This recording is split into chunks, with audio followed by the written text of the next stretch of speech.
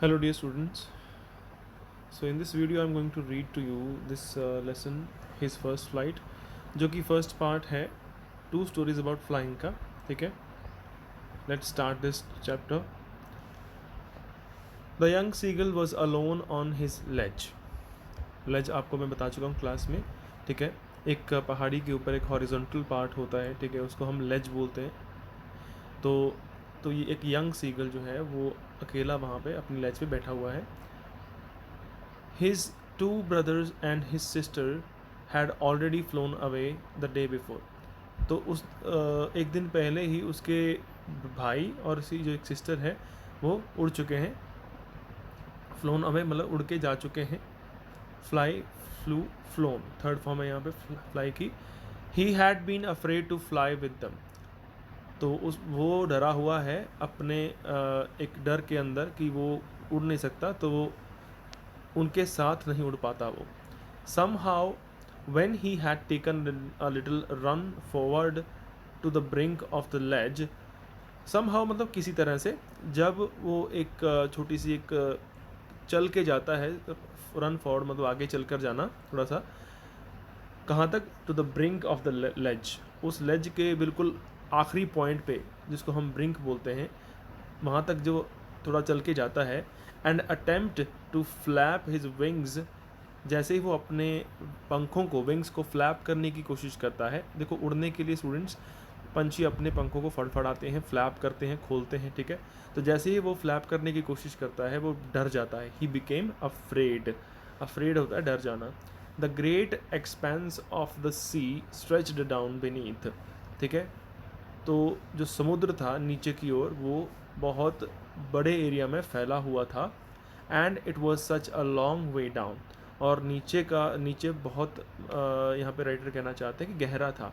उस क्लिफ से, उस पहाड़ी से जहाँ पे जिस लेज पे बैठा हुआ था यंग सीगल, वहाँ से जब नीचे की ओर देखता होगा तो माइल्स मतलब मीलों नीचे समुद्र जो है वो बहुत बड़े एरिया में फैला हुआ है. हम जानते हैं कि सी जो छोटा तो होता नहीं है, तभी हम उसको सी बोलते हैं. अगर छोटा तो फिर तो रिवर होकर जाएगी.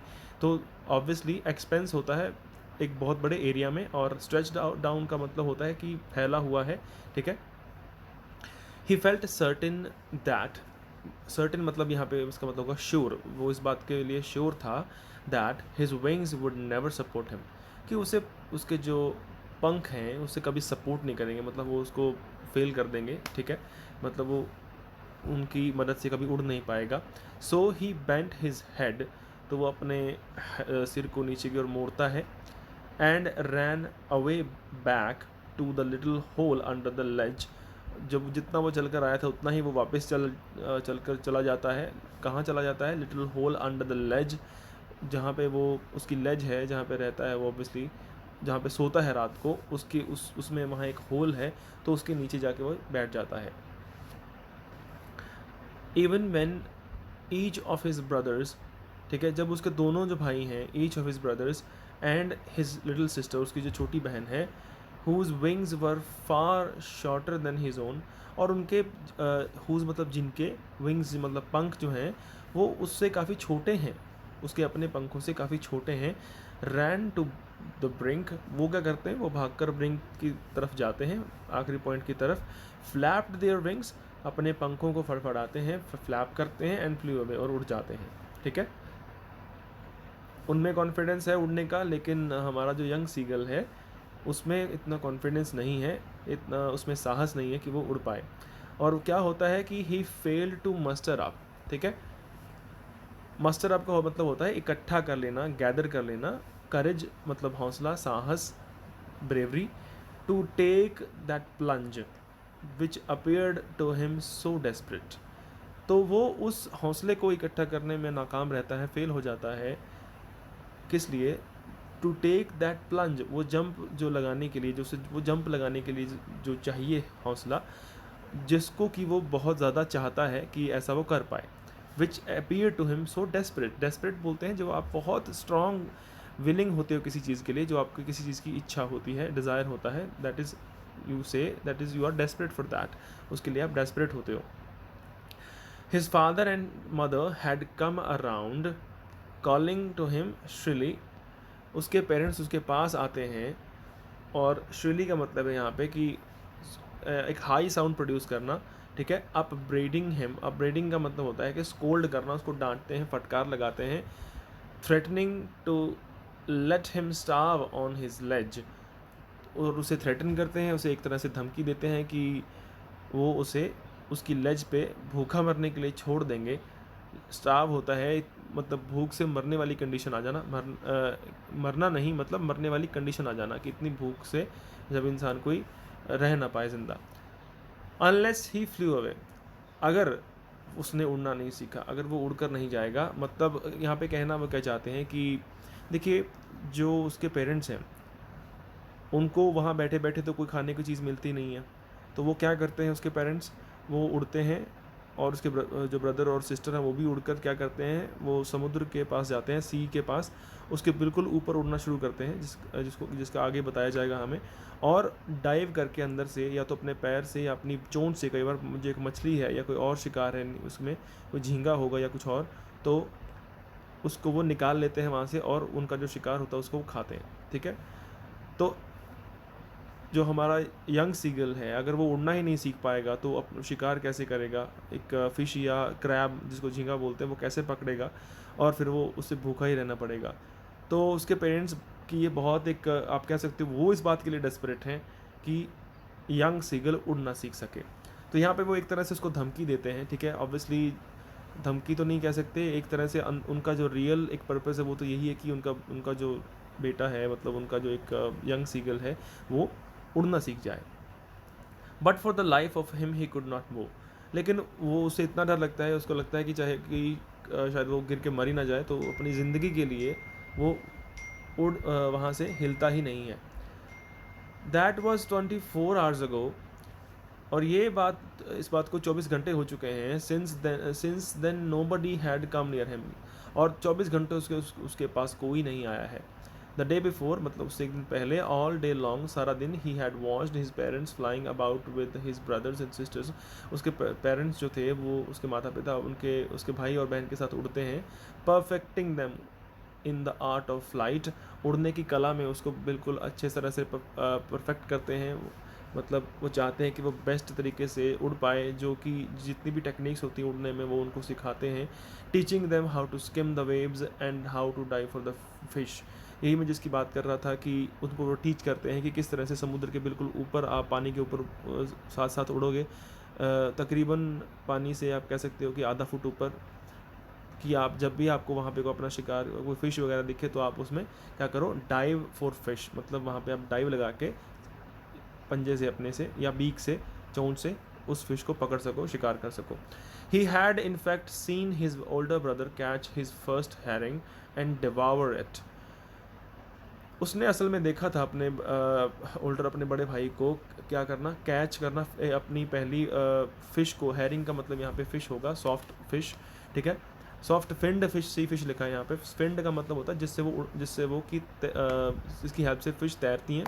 तो यहाँ पे मतलब क्या है कि एक सॉफ्ट फिश को, अपने पहले शिकार को उसने पकड़ते हुए देखा था। एंड डिवावर इट, डिवावर होता है बड़ी जल्दी जल्दी खाना, किसी चीज़ को निगल जाना। जब आपको बहुत भूख लगी होती है तो आप किसी चीज़ को कितनी जल्दी जल्दी खाते हो, उसको डिवावर बोलते हैं। स्टैंडिंग ऑन अ रॉक, एक रॉक पे खड़े होकर, while his parents circled around raising a proud cackle, तो यहाँ पे उसकी भाई की ही बात हो रही है कि जब उसने ऐसा किया था, वाइल हिज पेरेंट्स, उस दौरान उसके पेरेंट्स ने उसको घेर कर, circled around raising a proud cackle, तो प्राउड मतलब उनके लिए एक प्राउड मोमेंट था, उसको वो उसकी तारीफ़ कर रहे थे, उसको अप्रिशिएट कर रहे थे, उसको अप्लॉज कर रहे थे, ठीक है। प्राउड कैकल होता है एक बहुत तेज़ आवाज़ निकालना, एक खुशी की आवाज़, एक प्रशंसा की आवाज़, हंसी की आवाज़ कह सकते हो। अब वो हंसते तो नहीं है, लेकिन हमें पता है कि जब वो खुश होते हैं तो कैकल का साउंड करते हैं, ठीक है, क्योंकि उनका बेटा जो है वो उसने पहली फिश, अपना पहला शिकार किया है उड़ते हुए। All the morning, the whole family had walked about on the big plateau midway down the opposite cliff, taunting him with his covered eyes. अब यहाँ पे बात हो रही है यंग सीगल की, कि सुबह से लेकर अब तक क्या हो रहा है कि उसके जो फैमिली मेम्बर्स हैं, उसके पेरेंट्स जो हैं वो क्या कर रहे हैं कि उनके सामने वाली जो एक पहाड़ी है, ऑपोजिट बोला गया है यहाँ पे, ऑपोजिट क्लिफ, सामने की जो पहाड़ी है वहाँ पे उड़कर जाते हैं, और वहाँ से उसको वो टॉन्ट करते हैं, ताने मारते हैं कि उसकी कायरता के लिए कि वो उड़ नहीं सकता। ठीक है, कावर्ड्स होता है कि लैक ऑफ ब्रेवरी, कायरता। The sun was now ascending the sky. अब सूरज जो है स्काई में ऊपर जा रहा है, मतलब कि दिन जो है वो सूरज कह सकते हैं कि और उदय होता जा रहा है, गर्मी बढ़ती जा रही है, आगे बताया जाएगा। Blazing on his ledge, blazing on मतलब कि वहाँ पे जो उसकी लेज है वहाँ पे गर्मी ज़्यादा पड़ रही है। ब्लेजिंग का मतलब होता है कि जो कोई चीज़ जलती है, बर्निंग ब्राइटली, तेज़ी से जब कोई चीज़ जलती है, तो हमें पता है कि सन जो है वो जैसे जैसे दिन चढ़ता है तो गर्मी बढ़ती जाती है। दैट फेस द साउथ, उसकी लेज जो थी वो साउथ की साइड में फेस कर रही थी।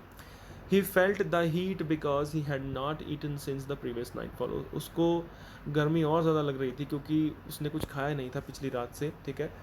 जब हम खाते नहीं हैं कुछ तो फिर जो दुख होता है किसी भी तरह का, अनकंफर्टेबल जो सिचुएशन होती है वो और ज़्यादा बढ़ जाती है, ठीक है। He stepped slowly out to the brink of the ledge, वो धीरे से आगे बढ़ता है लेज की ब्रिंक की ओर, मतलब जो ब्रिंक आपको पता है, ठीक है। And standing on one leg, और एक टांग पे खड़ा है अपनी, and the other leg hidden under his wing, दूसरी टांग उसके पंख के नीचे ढकी छुपी हुई है। ही क्लोज्ड वन आई, उसने अपनी आँख जो है वो बंद की है। देन द अदर, और तब दूसरी को बंद किया है, ठीक है। वो हम यहाँ पे देख सकते हैं वो क्या कर रहा है। हम जब डरते हैं किसी चीज़ को करने से पहले तो हम कुछ इस तरह की सिचुएशन में होते हैं, ठीक है, अपनी आंखें बंद कर लेते हैं। तो एक कुछ इसी सिचुएशन में हमारा यंग सीगल अब इस सिचुएशन को फेस कर रहा है। And pretended to be falling asleep, और यहाँ पे वो थोड़ा नाटक करता है, प्रिटेंड करता है, शो करता है कि वो सो रहा है। Still they took no notice of him, और फिर भी उसके फैमिली मेम्बर्स उसमें कोई इंटरेस्ट नहीं लेते, उसकी तरफ ध्यान नहीं देते। नोटिस ऑफ हिम का मतलब होता है ध्यान देना। He saw his two brothers and his sister lying on the प्लेटू dosing with their heads sunk into their next, वो देखता है कि उसके भाई बहन जो हैं वो प्लेटू मतलब वहाँ पे जो एक ऊपर उठा हुआ एक मैदान है कह सकते हैं, वहाँ पे बैठे हुए क्या कर रहे हैं, डोजिंग का मतलब है कि वो एक तरह से एक हल्की फुल्की नींद ले रहे हैं, एक लाइट नैप जिसको बोला जाता है, ठीक है। With their heads sunk into their necks, और उनके जो सिर हैं वो उनकी नेक के अंदर धंसे हुए हैं। हमें पता है कि जो पंछी जब रिलैक्स करने की कोशिश करते हैं तो थोड़ा सा उनका सिर अंदर की तरफ चला जाता है। His father was preening the feathers on his white back, उसके पिता क्या कर रहे थे, उसकी उनकी जो पीछे वाली जो बैक थी, पीठ थी, उस पर अपने पंखों को क्या कर रहे थे, फेदर्स को, फेदर होता है पंख उनके जो होते हैं, उनको एक तरह से कह सकते हो कि उनकी क्लीनिंग कर रहे थे। क्लीनिंग होता है कि क्लीनिंग करना, अपनी चोंच से कर रहे होंगे घुमा के, ठीक है। ये हम इमेजिन कर सकते हैं कि कैसे कर रहे होंगे। ऑब्वियसली उनके हाथ तो होते नहीं है, तो ऑब्वियसली विद हिज बीक, ठीक है। Only his mother was looking at him, तो कोई इसकी तरफ ध्यान नहीं दे रहा था। पिता अपने सफाई में लगे हुए थे और उनके भाई बहन सो रहे थे, और उसकी सिर्फ मदर थी जो उसकी तरफ देख रही थी। हमें पता है कि मदर जो माँ होती है उनके उसी में जो है ममता सबसे ज़्यादा होती है, और उन्हीं को टेंशन थी, उन्हीं को चिंता थी अपने बच्चे की। तो she was standing on a little high hump on the प्लेटू। Hump होता है जो उठा हुआ भाग होता है, जैसे ऊँट देखा आपने, ऊँट का बीच वाला हिस्सा थोड़ा उठा सा होता है, उसको हम्प बोलते हैं। तो इसी तरह से प्लेटू के ऊपर जो हम्प है तो वहाँ पे वो खड़ी हैं। हर वाइट ब्रेस्ट थ्रस्ट फॉरवर्ड, और उनका जो सामने जो छाती वाला हिस्सा वो आगे की तरफ निकला हुआ है। नाउ एंड अगेन, यहाँ पे कह सकते हैं कि she tore a piece of fish that lay. Now and again मतलब बार बार वो क्या कर रही थी, यहाँ पे अगेन एंड अगेन का यहाँ मतलब होगा कि उन्होंने एक फ़िश जो है उसका एक टुकड़ा जो तोड़ती हैं, वो टोर मतलब कि फाड़ देना, एंड ले एट हर फीट, अपने पैर की तरफ फेंकती हैं, रखती हैं। ले होता है रखना। And then scraped each side of her beak on the rock, तो अपनी जो चोंच की हर एक साइड को रॉक के ऊपर रगड़ती हैं, ठीक है।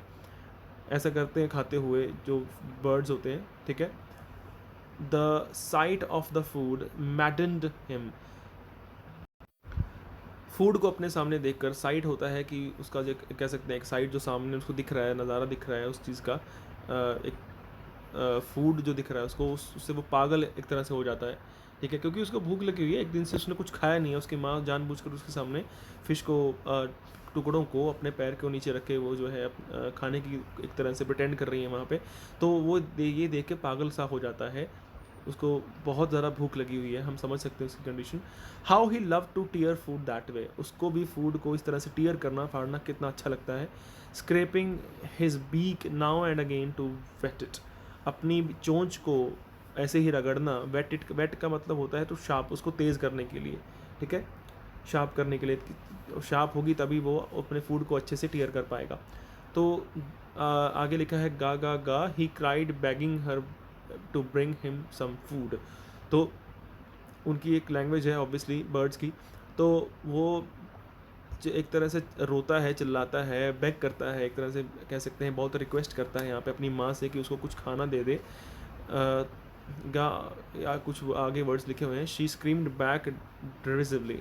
तो वो आगे से उसको स्क्रीम बैक, आगे से चिल्लाकर जवाब देती हैं। डिरिसिवली का मतलब होता है कि जैसे वो इस तरह से कह रही है कि वो स्टूपिड है। आगे लिखा है in a manner showing someone that he और शी इज स्टूपिड। तो हमें पता है वो ऐसा क्यों कह रही है, क्योंकि वो उड़ना नहीं चाहता, वो कावर्ड है, ठीक है, उसको स्टूपिड बोल रही हैं। But he kept calling plaintively. तो वो बुलाता रहता है उन्हें। प्लेंटिवली का मतलब होता है कि सैड, सैड तो होगा ही, अब उसको भूख लगी और उसकी मदर उसको खाना नहीं दे रही, तो सैड है वो। एंड आफ्टर अ मिनट और so he uttered a joyful scream. और कुछ एक मिनट के बाद वो एक तरह से कह सकते हैं, अटर्ड होता है बोलना, स्क्रीम एक चीखता है, एक जॉयफुल वे में चीखता है। His mother had picked up a piece of fish and was flying across to him with it. अब उसकी मदर जो है वो एक फ़िश का एक टुकड़ा अपने मुंह में उठाए हुए पिकअप करती, उसको उठा लेती हैं और उसकी तरफ उड़ने लगती हैं। फ्लाइंग अक्रॉस टू हिम मतलब उसकी तरफ उड़ने लगती हैं। ही लीन्ड आउट, यहाँ पे आप देख सकते हैं कि उसकी मदर के मुंह में एक टुकड़ा है फ़िश का और वो उसकी तरफ उड़ के आ रही हैं और बिल्कुल वो ब्रिंक के ऊपर खड़ा है, इस फोटो में आप देख सकते हो, ठीक है, ईगरली। और उसकी ही लीन्ड आउट, वो बाहर की तरफ निकलता है, आप देख सकते हो कि बिल्कुल वो एज पे आ गया है। और किस लिए, क्योंकि उसकी माँ उसके पास आ चुकी है और वो चाहता है कि वो जो फ़िश का टुकड़ा है उसके मुंह में चला जाए। शायद उसको लगता है कि वो देने ही आ रही हैं। ईगरली मतलब उत्सुकता से। Tapping the rock with his feet, और रॉक पे अपने पैरों से टैप करता है, ठीक है, मतलब पैरों को मारता है उसके ऊपर, रॉक के ऊपर, क्योंकि उसको भूख लगी है। Trying to get nearer to her as she flew across, और उनके पास और पास जाने की कोशिश करता है जैसे कि वो उसके पास से उड़ रही हैं। But when she was just opposite to him, लेकिन उस समय पे जब वो उसके बिल्कुल सामने आ जाती हैं, अपोजिट का मतलब होता है सामने, बिल्कुल सामने आ जाती हैं, शी हॉल्टेड, वो रुक जाती हैं। अब हमें पता है कि पंछी जो होते हैं वो उड़ते उड़ते रुक भी सकते हैं एक पॉइंट पे। हर विंग्स मोशनलेस, अब उनके जो पंख हैं वो उस सेकंड के लिए मोशनलेस हो गए, उनमें कोई हरकत नहीं है। The piece of fish in her beak almost within the reach of his beak, जो उसकी माँ के बीक में, चोंच में जो फिश का टुकड़ा है वो हमारे यंग सीगल के बिल्कुल पहुँच के में हो जाता है एक सेकंड के लिए। एक he waited a moment in surprise, वो थोड़ा सा हैरान होकर एक मोमेंट के लिए वेट करता है। Wondering why she did not come nearer, सोचता है कि उसके माँ उसके पास क्यों नहीं आ रही हैं और पास क्यों नहीं आ रही हैं। And then maddened by hunger, और भूख से तिल मिलाया हुआ, पागल होता हुआ, he dived at the fish. अब उसकी भूख उसके बस से बाहर हो गई है और वो डाइव लगा देता है, छलांग लगा देता है फिश की तरफ कि किसी तरह से उसके मुंह में वो टुकड़ा आ जाए। With a loud scream he fail outwards, और एक चीख की आवाज़ से वो बाहर की ओर गिरता है। And downwards into space. देखिए अब देख सकते हो यहाँ पे, अगर वो छलांग लगा के आगे आएगा तो वो ऑब्वियसली वो ग्रेविटी की उसको खींचेगी, तो वो नीचे ही जाएगा ना, तो वो नीचे की तरफ गिरता है, ठीक है, इनटू स्पेस, स्पेस के नीचे खाली जगह है, ठीक है। देन अ मॉन्स्ट्रस टेरर सीज्ड हिम, तभी उसको एक मॉन्स्टर्स का मतलब होता है कि एक बहुत ही ज़्यादा डर के एक उसमें भावना पैदा हो जाती है, उस एक तरह से उसको पकड़ लेती है। सीज क्या होता है कि किसी को कैप्चर कर लेना, होल्ड कर लेना। तो ऑब्वियसली अगर आप किसी एक जगह से एकदम से गिरने लगोगे तो एकदम एक तरह से तो आपका कह सकते हैं कि दिल ही रुक जाता है। And his heart stood still, उसका दिल एक तरह से रुक जाता है, धड़कना बंद हो जाता है उसी समय के लिए। ही कुड हियर नथिंग, उसको कुछ सुनाई नहीं देता यहाँ पे। But it only lasted a minute, लेकिन ये सिर्फ एक मिनट तक ही ऐसा रहा। लास्टेड होता है कि किसी चीज़ का होना उसी एक मिनट तक ही ऐसा चला। द नेक्स्ट मोमेंट, और उसके बाद he felt his wings spread outwards, और उसके अगले पल उसने महसूस किया कि उसके पंख बाहर की ओर निकल रहे हैं। स्प्रेड होता है फैलना, आउटवर्ड्स बाहर की तरफ, विंग्स पंख। His the wind rushed against his breast feathers, जो हवा है वो उसके फेदर्स, जो उसके पंख हैं सामने वाले छाती के, जो उसके फेदर्स हैं उनकी तरफ लग रही है हवा, मतलब क्या है, अभी हम यहाँ पे देख सकते हैं कि क्यों लगेगी, अगर वो आगे की तरफ जाएगा तभी हवा उसके फ्रंट में लगेगी ना। देन अंडर हिज स्टमक, और उसके बाद उसके पेट के नीचे, एंड अगेंस्ट हिज विंग्स, और फिर उसके पंखों के सामने हवा जो है वो लग रही है। He could feel the tips of his wings cutting through the air. अब वो अपने पंखों के जो टिप्स हैं, सबसे बाहर वाला हिस्सा है, महसूस कर सकता है कि उससे वो हवा को काट रहा है। ऐसा तभी होता है जब वो उड़ रहा होगा।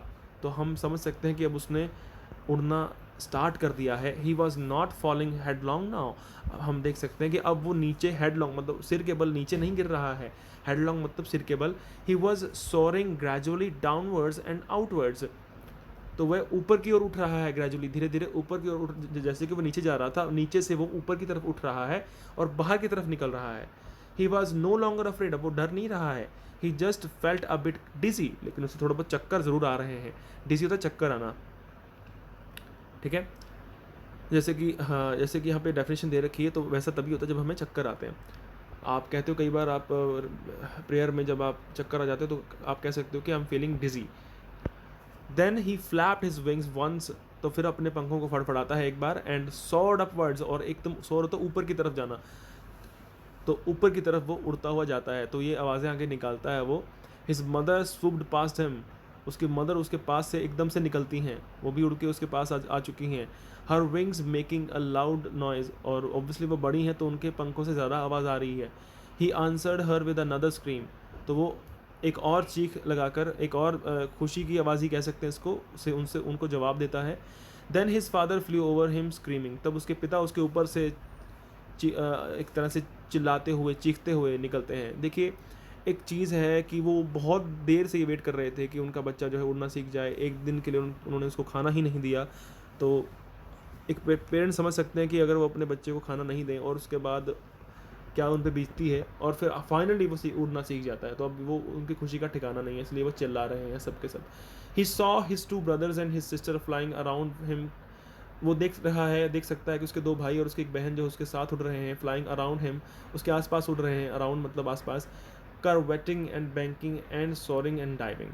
करवेटिंग होता है लीपिंग लाइक अ हॉर्स, मतलब बहुत एक फासला तय करके आगे की तरफ, जैसे बहुत जंप लेकर उड़ना, ठीक है, जैसे कि घोड़ा भागता है बड़े तेज़ तरीके से वो उड़ रहे हैं उसके आसपास, ठीक है, क्योंकि वो ज़्यादा एक्सपीरियंसड है।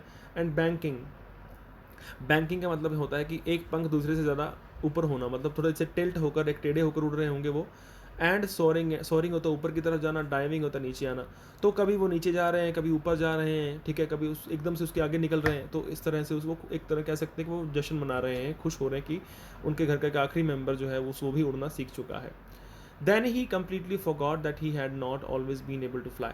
तो एक तभी तो वो उसके बाद वो कम्प्लीटली एक तरह से पूरी तरह से भूल जाता है कि उसे कभी नहीं आता था कि वो उड़ना क्या होता है, जब उसे उड़ना नहीं आता था। एंड कमेंडेड हिमसेल्फ, और खुद की एक तरह से प्रेज करता है वो, कमेंडेड होता है प्रेज करना। टू डाइव, डाइव लगाना, नीचे की तरफ जाना। एंड सोर, फिर ऊपर आना। एंड कर्व, कर्व होता है कि एक तरह से एक कर्व बनाना आँख की शेप में। श्रीकिंग श्रीरी, और चिल्लाते हुए, दोनों वर्ड्स का मतलब एक ही है, बहुत तेज़ आवाज़ करते हुए ऐसा करता है वो, क्योंकि उससे खुशी है कि आखिरकार उसने ये करना सीख लिया है, उड़ना सीख लिया है। He was near the sea now, अब वो समुद्र के पास था। फ्लाइंग स्ट्रेट ओवर इट, और बिल्कुल सीधा समुद्र के ऊपर उड़ रहा है वो। Facing straight out over the ocean, हाँ, straight out over the ocean क्या है कि समुद्र के बिल्कुल ऊपर वो जो है समुद्र को फेस करते हुए उड़ रहा है। He saw a vast green, vast होता है विशाल, ग्रीन सी बीनेथ हिम, और एक बहुत बड़ा विशाल हरे रंग का जो समुद्र है उसको नीचे दिखता है। समुद्र ग्रीन क्यों है, ऑब्वियसली वहाँ पे थोड़ी काई हो रही होगी इसलिए उसको वो हरा दिखता होगा। With little ridges moving over it, ठीक है। इसका मतलब होता है स्टूडेंट्स, विद लिटिल रिजेस का मतलब होता है जैसे समुद्र होता है उसके ऊपर थोड़ी धारियाँ सी बनती हैं, ठीक है। एक एलिवेटेड सा पार्ट रहता है जो कि समुद्र के ऊपर जब आप उड़ रहे हैं, ऑब्वियसली जब एक बर्ड उड़ रहा हो तो उसे दिखेगा ये चीज़ कि वो देख सकता होगा कि समुद्र के ऊपर एक तरह से उठा हुआ सा भाग रहता है, ठीक है। मे बी वेव्स के जो मूवमेंट्स की वजह से होता है, तो वो वहाँ पे देख सकता है।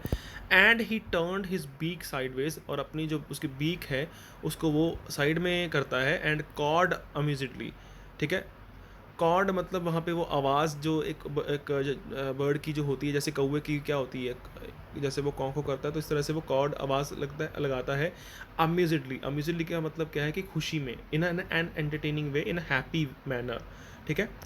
His parents, his and his brother and sister had landed on this green flooring ahead of him. तो उसके पेरेंट्स और उसके भाई और बहन जो उससे पहले ही लैंड कर चुके थे, मतलब ज़मीन पर आ चुके थे, on this green flooring ahead of him. और ये जो ग्रीन पार्ट था सी का, ठीक है, वहाँ पे वो पहले ही लैंड कर चुके थे। दे वर beckoning ऑन हिम, ठीक है। और वो वहाँ से उसको एक तरह से कह सकते हैं कि इशारे कर रहे थे। इशारों में बैकनिंग का मतलब होता है कि प्रेज़ में, किसी की तारीफ़ में एक तरह से उसको इशारे एक तरह से करना। कॉलिंग श्रीली, श्रीली का मतलब क्या है, ज़ोर से। श्रीली का मतलब होता है हाई साउंड साउंड प्रोड्यूस करना। He dropped his legs to stand on the green sea, ठीक है। वो अपनी टांगें नीचे लेकर आता है ग्रीन सी पर एक तरह से खड़े होने के लिए, ठीक है।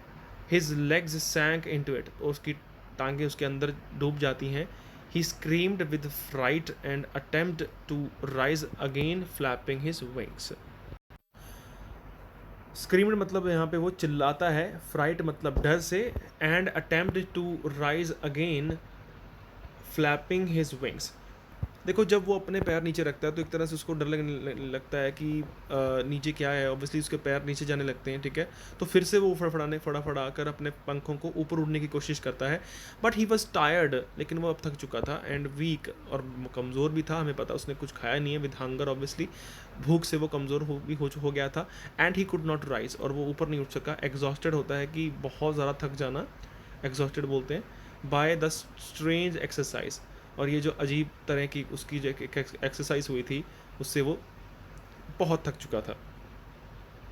His feet sank in the green sea, हरे रंग के जो समुद्र है उसमें उसके जो पैर हैं वो धंस जाते हैं, सैंक हो जाते हैं, ठीक है। And his belly touched it, और उसका जो पेट है उसे टच करता है उस पानी को।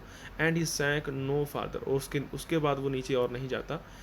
He was floating on it, उसके ऊपर तैर रहा था वो। And around him his family was screaming, और उसके आसपास उसकी फैमिली जो है वो चिल्ला रही थी, प्रेजिंग हिम, उसकी तारीफ कर रही थी। And their beaks were offering him scraps of dogfish, और उनके चोंच में क्या थी, फ़िश थी। डॉग फिश एक फ़िश की टाइप होती है, और वो उसके टुकड़े उनके मुंह में थे, और उसको वो ऑफ़र कर रहे थे, मतलब उसके लिए वो लेकर आए थे कि उसके खाने के लिए, क्योंकि वो बहुत खुश थे, उसकी तारीफ़ कर रहे थे।